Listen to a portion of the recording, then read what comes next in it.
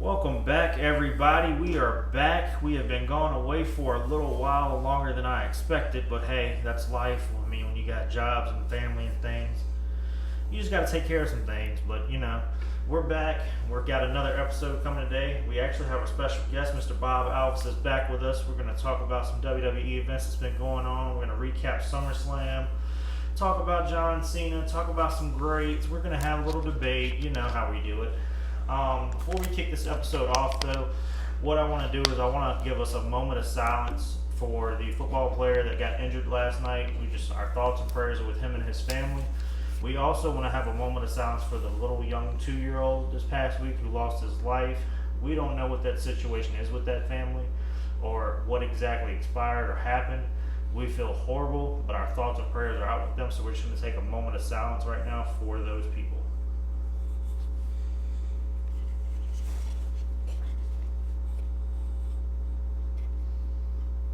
Alrighty, and we are back.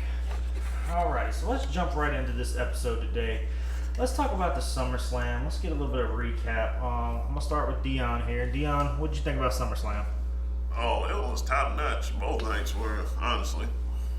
Alright, I don't know if I'd say top notch. Because y'all know that I'm a little salty about that loss. Let's go over here to Bob and hear his thoughts. Bob, what did you think about SummerSlam? I don't know if I'd ever seen a person sadder than when I saw Daniel when Cena lost. I left because I didn't know if either A, he was going to start throwing things, B, if he was going to break into tears, or C, if he was going to try to kill me. So I didn't want to see any of those things happen, so I just moseyed on down to my apartment and left it be. I was a multitasker during SummerSlam. I wasn't locked in watching every second, but what I saw, it's all right. Yeah. He's blue today, so. Yeah. You see, I'm still rocking. The last time is now. He's still my 17-time world champion, and ain't nobody topping that right now. I'm sorry. Randy Orton, you're not topping it, so you might as well just go ahead and quit now. Here we go. This man doing too much. I was salty. I wasn't going to kill you, Bob. I might have wanted to punch something and punch through the wall, and I might have wanted to cry. But I'm going to be honest with you guys, as a man, when men say they don't cry, I call that bull crap right there. Because I'm going to be honest, we cry as men. And I'm going to tell you right now, when John Cena has his last match and he stands in that ring and puts his boots or whatever he does for his last match, if anybody's around me, they're going to see me crying like I'm a baby. Because I have been a fan of him since he came in. He was considered a protege or a prototype. I can't remember exactly. Prototype. Yeah. I remember him as that, and I've been a fan of his since day one. I've been with him through all the injuries, all the ups and downs, the total divas with Nikki Bella, who to me was a joke. I'm so glad he's not in that relationship no more. He's doing so much better, has a beautiful wife, beautiful family. I love the man to death. He basically raised me, if I want to be honest about it. His generation, our generation, that was our GOAT. He raised us. You know what? Never mind. Your parents are probably going to be sorry to hear that. They might be, but that's okay. I still love them, though. They physically raised me, but when it comes to sports entertainment and worldwide entertainment or anything like that, he raised me the hustle, the loyalty, the respect. His 3 things that he stood for, that's huge. And that was the thing. And the way he is with the troops and the military, I commend him for that. I actually was watching the thing last night on Peacock, the John Cena experience, and the whole first 30 minutes of that was all about him with the support for the troops and tribute to the troops and how much he respects the military, how much he loves those guys, and that to me is huge. And don't forget his Make-A-Wish. Yes. Things. And that's the thing, he does it for the kids. Now, I'll be honest, when he had his heel turn, he was a little hateful to some of them kids, but that's okay. That's what you're supposed to do as a heel. And a lot of people are saying that he shouldn't have turned heel for his last year. And they're all on TikTok and stuff saying that the heel turn was stupid. I wholeheartedly disagree after watching the documentary on Netflix. Because to be honest, I thought his heel turn was perfect, and now hearing that he was behind it with Cody, The Rock, and hearing how they all conspired it, I truly think that was perfect. I honestly felt... Oh, sorry about that. No, go ahead. I honestly feel like the heel turn should have been the Doctor of Thugonomics. Now, that I'm not going to disagree there. I do think he should have went back to the Doctor of Thugonomics. And I think, to be honest, that would have been better for his heel turn and having more rap battles. He coming out just basically saying, talking trash to everybody, not just the superstars, but the fans too, with the Doctor of Thugonomics. And I think that the theme change should have been, honestly, probably Bad Bad Man off the John Cena album itself. Because that song alone would have been perfect for a theme song for him, and that gets his album more notice. Like, he already had a video for it, but I mean, he only had 3 videos for that whole song, that whole album.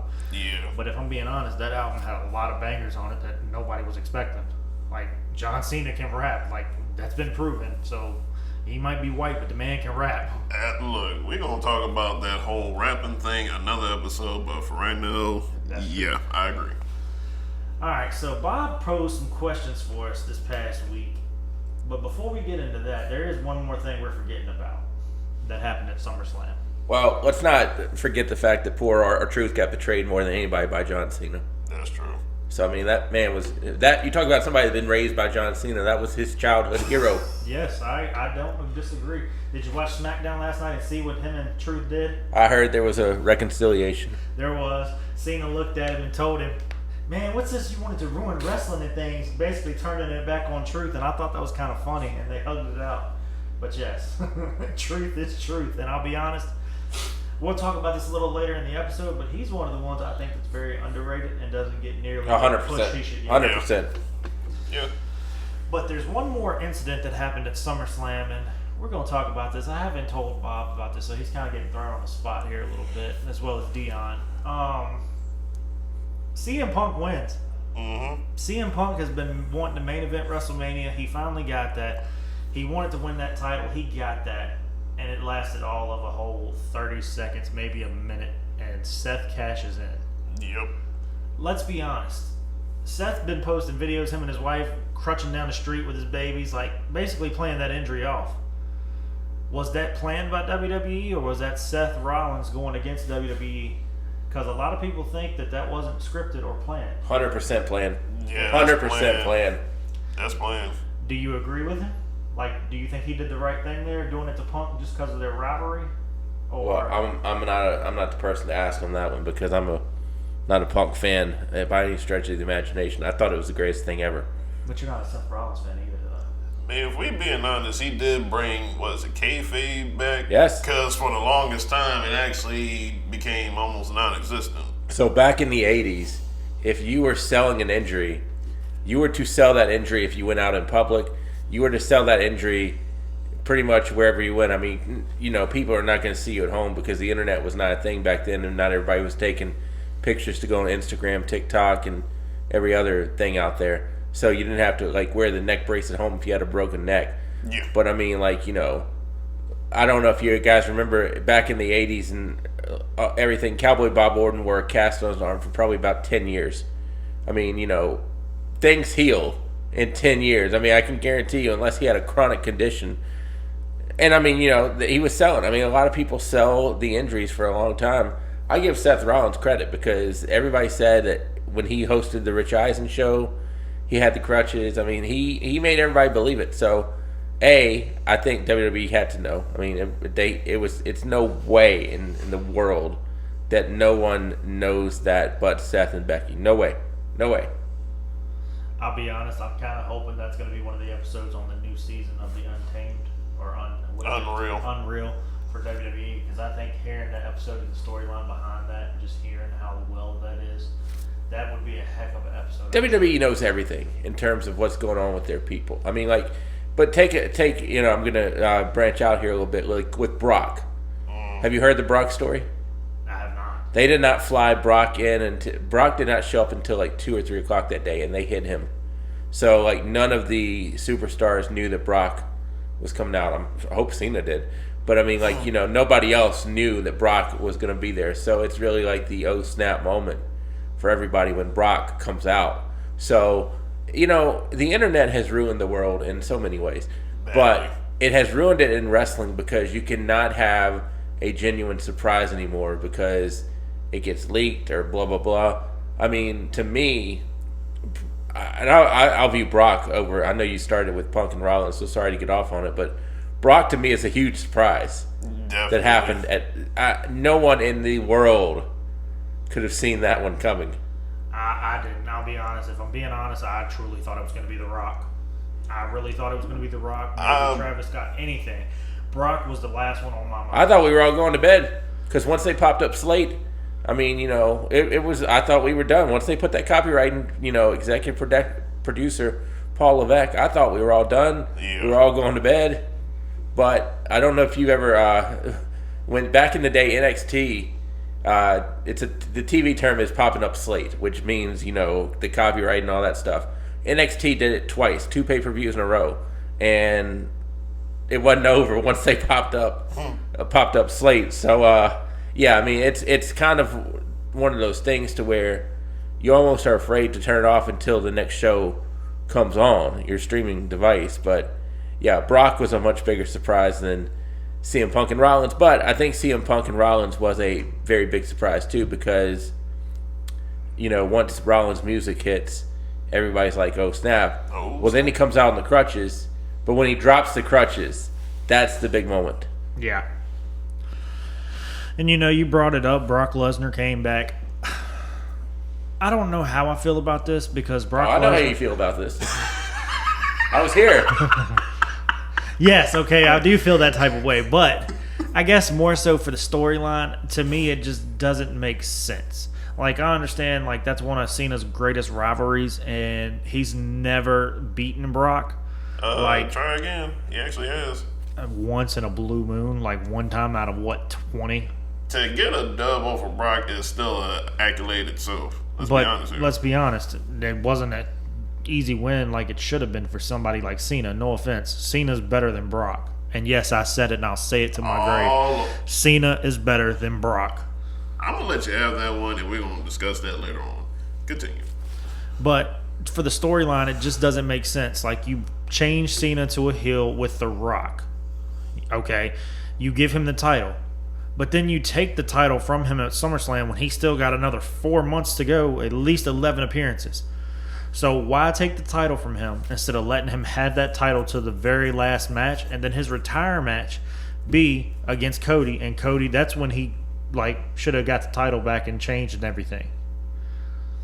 But if we're being honest, I've seen some things, and I don't know how I feel about this, but they're saying potentially by the end of Cena's tenure, so come December, his final match, they're looking at trying to put him up against Dom and letting him win that Intercontinental Championship and he becoming the Grand Slam champion, which is the only thing Cena needs to win is that Intercontinental title. And if he gets that, he's the Grand Slam. But I think that also acclimates Dominic Mysterio and him coming in and continuing carrying this company along with Cody and all of them, because Dom's turning it on and he's doing very well. Yeah. He's cocky, but he's doing very well, and I think that would be huge for Mysterio, especially for his father to see that and having Cena be the one to do that for his son and push him even further. I think that's perfect for that. What do you think on that? Does John Cena get the Grand Slam? I mean, the thing about John Cena is this whole thing feels very rushed because, when you put it out as his last year, the heel turn should have been done years ago. Yeah. And it shouldn't have been a 3 or 4 month thing. I mean, look, you have stuff happen in life to where you got to pivot if it doesn't work. The heel turn, I don't think was working as much, so I think you had to pivot. And, basically WWE trusted people. I think that they had no reason to trust. Travis Scott, I think, screwed this up 10 ways from Sunday. But it's not his fault. You're not wrong on that. It's not his fault. It's not his fault. The what happens in between the circles is not his fault. He was basically a person that just, from what I hear, did not need to be there. I don't think he added anything to the story. In fact, I think from everything I heard, I wasn't there. But, Cody didn't need to be hard-weighed by Travis Scott because it doesn't do anything for the story, in my opinion. Travis Scott, you needed, for the Cena turn to work, all you really probably needed there was Rock. I mean, what did Travis Scott add to it? So, I think... Nothing but promotion. Right. Nothing but promotion. And see, but for me, I'm not hip and up with the times that we roll in now. I don't know who that is. So, and unfortunately, there are a lot of wrestling fans out there that are like you guys, but they're a lot like me too. and people don't know who, I mean, it was like, I don't know if y'all remember, but when Raw had the guest host each week back in 2000s, I mean, some of those people were like, I knew they were pop culture, like Bob Barker, even, but like, see, I know who MacGruber was from Saturday Night Live. A lot of people don't know who that is. So, I think, your balance, it's a tough balance because people want to bring in celebrities. We'll probably talk about Jelly Roll in a second. People want to bring in celebrities, but sometimes it works, sometimes it doesn't. Travis Scott was an utter and colossal failure in my eyes. To put him in the biggest angle that you have. I mean, is The Rock a celebrity or a wrestler? That's probably an argument for another time. Yeah. But I can guarantee you this, pretty much everybody in the world knows who he is, one way or the other. And a lot of people that are sitting in those arenas know The Rock from being a wrestler, not an act. You get where I'm going. Yeah. Yeah, I completely They agree. know him from being the wrestler more than they do the actor. So yeah, Travis Scott wasn't needed for that whole thing. That gets me salty. In terms of Brock Lesnar, I think a lot of bringing back Brock Lesnar was done for like some shock value per se, but now you're going to have Brock and Cena wrestle at some point, and it's going to feel rushed. I'll be honest with you. When I watched the match with Daniel over here, I felt like it was Cena's last match. Not just his last match at SummerSlam, but it was played out to almost like, hey, this is the last time we're going to see John Cena. Why pass the torch if you've got 3 or 4 more matches left? Yeah. And that's what was killing me, because that match was amazing. You seen Cena at his age putting on a show just like he did back in 06, 03, 05 when he won that title in 22 at WrestleMania. Or he defended, he defended. Let me rephrase that. But that was huge. I mean, we seen him jumping off the top rope for the leg drop. We haven't seen Cena do that in probably 3 years.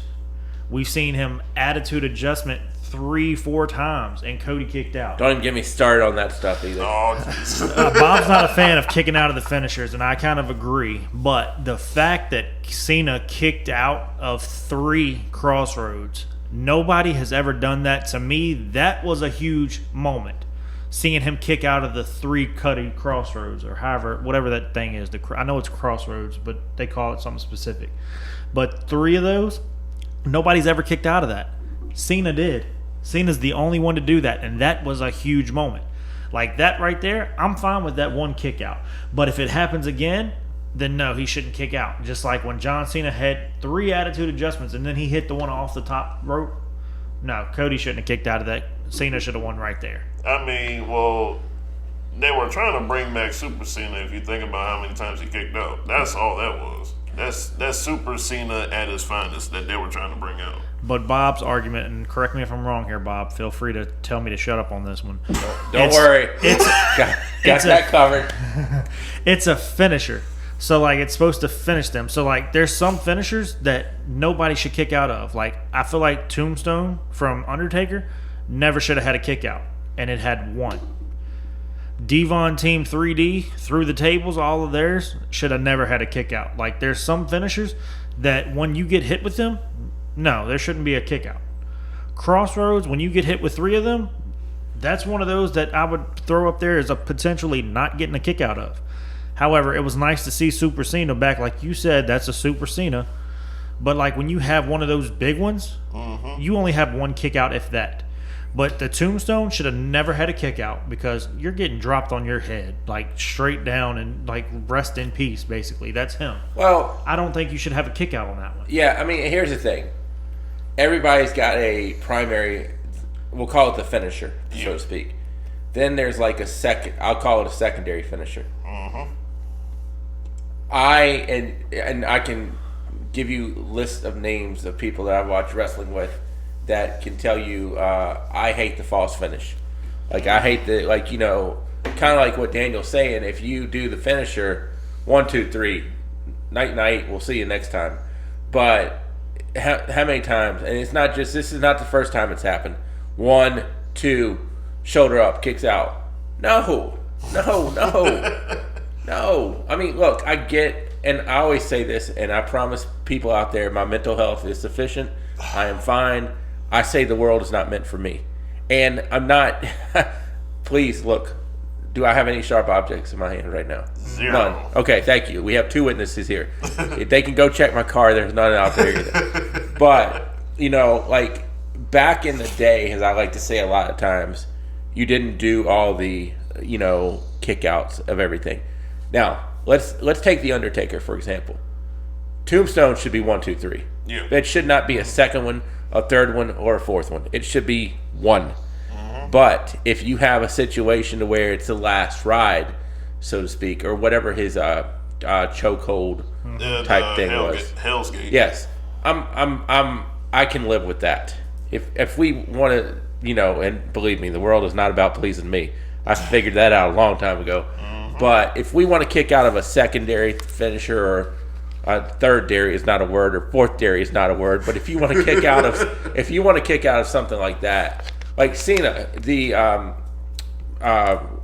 help me. The attitude adjustment Should not be kicked out of. If you want to break or not submit to the STFU, or 5-knuckle shuffle is not designed to be a finisher, but it's a setup too. It's a setup. I got no problem with kicking out of stuff like that. And there's something else I know that I'm probably missing out of Cena's repertoire too. But the attitude adjustment, 1, 2, 3. Good night. I mean, there, like Daniel said, and I'm not trying to belabor the point, but there should be some moves. If I'm not mistaken, at WrestleMania when the streak ended, Brock F5 Taker more than once. Was like 3, 4 times? I want to say that. But, the thing about it is, why should I believe? So if I'm fighting you and I beat you with my finisher, but then I fight Daniel and Daniel kicks out of my finisher, well, it does one of 2 things. It makes you look like crap. Yeah. Or it makes my finisher look like, what, did I not do it right? You know what I mean? Like, and I get it. If you want to kick out of one and you say maybe he didn't have it locked, quote unquote, locked in or whatever, I get it. To do it 3 times, he had to have it locked in once. I mean, when you bring up Undertaker, he's also called the Dead Man. So, of course, it's going to take 3 or 4 F5s to, take him out completely. But it shouldn't. Sure, it shouldn't. It shouldn't, but if we going to call him the Undertaker, the Dead Man, the Phenom, it makes sense. But if we're being honest, we're talking about Brock Lesnar, the Beast. Like, well, no offense, if I got F5 by him one time, I ain't kicking out. That hurts. Like, watching it hurts me to watch it. But listen again, the Dead Man. He F5 the Dead Man. You can't kill something that's already dead. So I'll take you all back to when there was little Dion and little Daniel running around in diapers. And John Cena was feeding Daniel his food or giving him his formula. But wow, we went there. We really went there. Hulk Hogan back in the day, I remember he fought the Undertaker one time, and the Tombstone obviously is a big deal for Undertaker. But Hulk Hogan was also, like, Super Hulk too, to where you had to drop him off a building. Rest in peace, Hulk Hogan. Yes, yeah. To get him. But Undertaker Tombstone Hogan on a chair. Look, I get that. You did your move, but you also did it, kind of quote unquote enhanced. Yeah, I get that. If Hulk Hogan's gonna leg drop the Undertaker, and you have to hook the leg or something, I get it. But I don't care if it's Undertaker or whoever. You don't kick out of a person's big move. I get the Undertaker's a dead man. I get all that. Still, the big move has to be respected. I've always been like this, and I probably will. Please come to my funeral and just say he liked the big move. He didn't like for people to kick out of the big move. But I'm gonna be speaking at his funeral. Bob liked the big move in WWE. He hated when you kicked out of it, and I'll never forget this episode. Bob got the big move put on him, and he didn't kick out. but it's a thing to where I think, like Daniel was saying, we don't need 3 crossroads. We don't need 3 attitude adjustments. I don't care if it's the last match, first match, 54th match. It does not need to be kicked out of. Brock Lesnar, I would put Brock Lesnar in the different boat, because Brock Lesnar is not just a WWE superstar. Brock Lesnar is a guy who did UFC, was kind of labeled, I hate the term baddest man on the planet, but Brock's kind of Brock's kind of like a Mike Tyson for this era. Yeah. So, much as I hate to agree with him, he's right. Brock has got to be in that special boat, so to speak. But what I don't like is, I don't know if I think it was I want to say it was Brock and like Kevin Owens. I think he did it to Kofi and maybe even Ziggler, to where he kind of just kicked him in the gut, did the F5, walked out of the pinned him 1, 2, 3, and walked out of the ring. It took like a minute and 30 seconds. What's the point? I mean, I get it's Brock Lesnar. I get you want to make him look like a monster, but guess what? I don't need him to, come in, kick Kofi in the gut, F5 him to know Brock's a monster. Yeah. I know Brock should beat Kofi. I mean, this ain't rocket science. It's not. But, so anyway, I don't know where I was going off this, but I'm done. Yeah, Brock Lesnar's a beast, if we're being honest.